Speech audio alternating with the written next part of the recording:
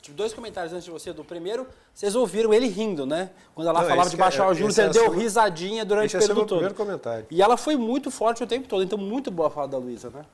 O meu primeiro comentário é o seguinte, a vida me ensinou, principalmente durante a pandemia, tá? Principalmente, eu pensei muito sobre isso durante a pandemia, muito. A vida me ensinou que tem certas ocasiões que não permitem ironia, não permitem risada, não permitem sarcasmo, não permitem sequer um alívio cômico. Não permitem. Não permitem. Então, por exemplo, durante a pandemia, tinha gente que queria ali, no meio da história, emplacar uma piada. E eu falava assim, não tem esse espaço. Um deles, o Bolsonaro. Bolsonaro o tempo inteiro saía ali no cercadinho e fazia algumas que, enfim, ficaram ali, vão ficar para a história como talvez os momentos de maior maldade que um presidente já protagonizou durante um mandato. Quando, por exemplo, quando ele imita as pessoas sem conseguir respirar. Né? Então tem coisas que a gente não faz piada, não ri. Entendeu? Então você tem, por exemplo, um desastre que acontece, você tem o lance das crianças que foram encontradas vivas, mas perderam ali a mãe, etc. Não tem piada, não tem lugar para piada, não tem espaço para piada. E você vê que a Luísa Trajano, ela começa, e muito bem ali destacado pelo William, a fala dela é seríssima. Irmão, as empresas de varejo estão vivendo um inferno. E eu não estou querendo aqui pegar e colocar numa redoma os donos das empresas de varejo como se fossem empresários super responsáveis, pessoas preocupadas com o Brasil, etc. Até particularmente, tem várias coisas da Luísa Trajano que me agradam demais. Primeiro, ver uma mulher ocupando uma posição de poder que no Brasil é quase que exclusiva dos homens. Então tem vários pontos, mas aqui o ponto é o seguinte, o varejo que emprega um monte de gente, que é ali a interface com o que as pessoas precisam para o dia a dia delas, né? Então, quando você tem que comprar um remédio que você está com dor de cabeça, você tem que ir numa farmácia, você tem que comprar uma blusa para ir trabalhar, um pijama para dormir, uma cueca, É no varejo que você tem que ir. Você tem que ali comprar umas coisinhas pequenas para consertar uma máquina que deu problema. É no varejo que você tem que ir. Então, o varejo, ela é a interface, o varejo é a interface da população com a economia. De uma maneira simplificada, mas é uma boa maneira de você definir. A interface das pessoas com a economia é o setor de varejo. E o setor de varejo está destruído no Brasil. Primeiro motivo é esse. No Brasil, as pessoas compram as coisas parceladas porque a renda no Brasil está estagnada há um tempão, andou caindo, voltou um pouco, mas se olhar, está estagnada, sei lá, há uma década a renda no Brasil. E você tem que as pessoas não estão numa situação de emprego, que é uma situação de emprego favorável para elas. A gente ainda tem um desemprego muito alto no Brasil, apesar de ter diminuído, e não tem outro jeito de comprar. Só que quando você tem uns juros do tamanho que tem no Brasil, ninguém compra isso. Ninguém compra nada.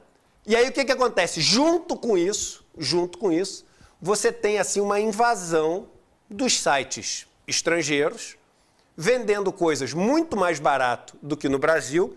Exatamente, isso foi uma confusão grande que a gente teve no começo do ano, porque não seguem as mesmas regras do varejo brasileiro.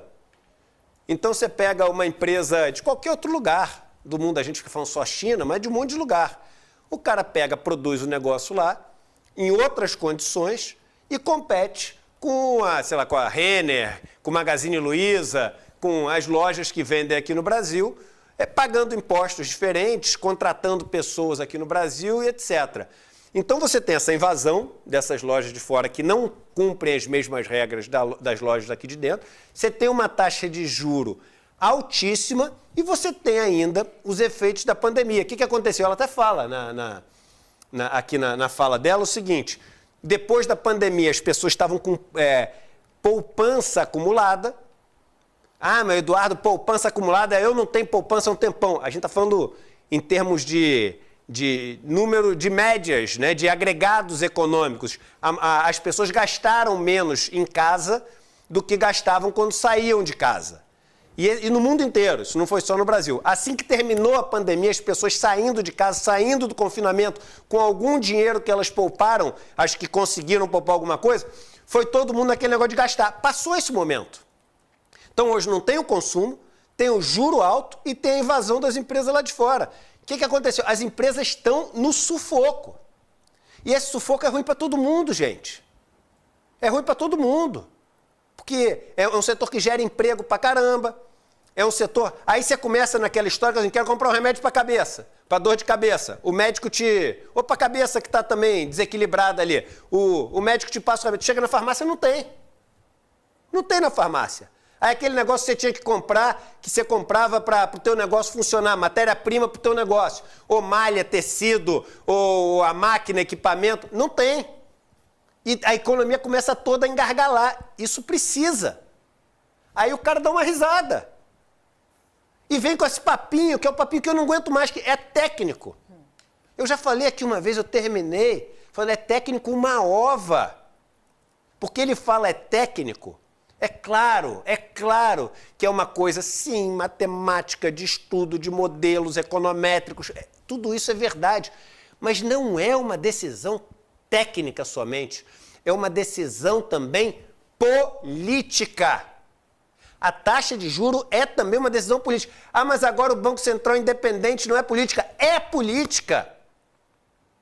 É claro que é política. É claro que também é política. Entendeu? E quando ele diz que é técnico, em outras palavras, ele está dizendo o seguinte, olha só, é o jogo das palavras que a gente começou falando aqui. Não adianta eu te explicar que tu não entende.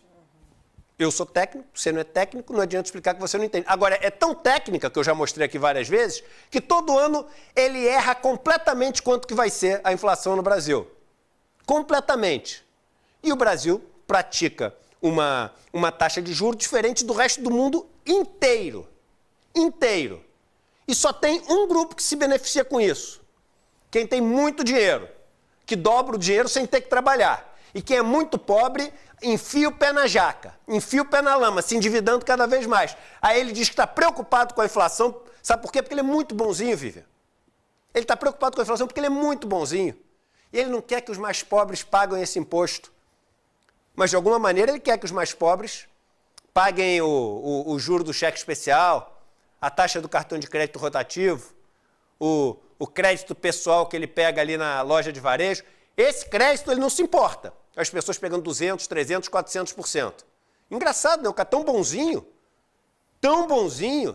e está preocupado com a inflação. Se a inflação for para 30% ao ano, Deus me livre, ninguém quer isso. Mas, meu irmão, para essa galera, o dinheiro come a 200% ao ano, a 300% ao ano. E isso ele não se importa. Mas está mega importado, está super importado com os pobres, segundo ele. Pô, um cara desrespeitoso, que faz troça de um dos maiores problemas do país, um cara que não entende nada de economia real, um cara que é petulante e arrogante e usa essa desculpa do técnico para não enfrentar de vez o problema, e um cara que faz as pessoas terem a falsa percepção de que isso não é um assunto político, porque isso é, sim, um assunto político. Até porque se ele erra a mão, como está errando, se ele erra a mão, quem não se reelege é o presidente da República. Sim. Quem paga esse pato é o presidente da República. Então só aí você já vê que é, sim, um assunto político. Mais uma aparição patética, vergonhosa, de um presidente do Banco Central que está entre os piores que esse país já viu. Você dizer que é o pior, aí você tem que fazer o estudo comparado, mas com certeza está entre os piores. Errou tudo o que previu ao longo dos últimos anos. O crescimento do Brasil absolutamente pífio. Durante a pandemia, o Brasil teve a maior inflação do mundo, só está com a inflação mais baixa agora, porque ele acabou com a economia brasileira, e o Brasil não precisava nem ter tido inflação alta lá, porque tem petróleo, tem comida, tem tudo aqui que a gente produz aqui. Não tinha nada disso. E hoje no país, jogado na lama, ele faz troça e dá a gargalhada. Esse cara é uma vergonha para o país. E não responde a Luísa, né? E tenta silenciá-la também. Parabéns para ela, que foi bastante corajosa, né? De falar, embora não tenha conseguido a resposta que ela queria e tenha tentado ser silenciada ali, mas foi muito clara a colocação dela. Deixa eu aproveitar aqui, Edu, para a gente chamar os vídeos da nossa audiência. A audiência hoje, a gente continua aqui aguardando os vídeos de vocês. Lembrando que o nosso telefone é o 11 941 728439. Aguardando, o que eu digo é porque a gente quer fazer esse programa junto com vocês. A gente precisa da contribuição de vocês. Tem muitos temas importantes que a gente vai falar. Já o Amado chega aqui para a gente falar da troca ministerial também, do Ministério do Turismo. Mas, enfim, a gente quer a colaboração de vocês. A gente quer que vocês façam esse programa junto com a gente. Manda o vídeo naquele formato horizontal. 15 segundos a gente faz esse programa junto com vocês. Só um comentário que eu achei interessante do Vital Fernandes aqui, que é uma coisa para ter na cabeça. Ele fala assim, se fosse um empresário homem falando, será que ele ia dar essa risadinha também? Será que ele ia fazer troça? Se fosse o Abílio Diniz falando, se fosse o Flávio Rocha, amiguinho dele, falando, se fosse o velho da van, será que ele ia dar risada? Se fosse o velho da van, talvez desse risada do velho da van, que você olha para ele e dá vontade de rir de tão ridículo que é a figura. Mas eu estou falando do discurso. Será que ele daria essa mesma risada? Perfeito.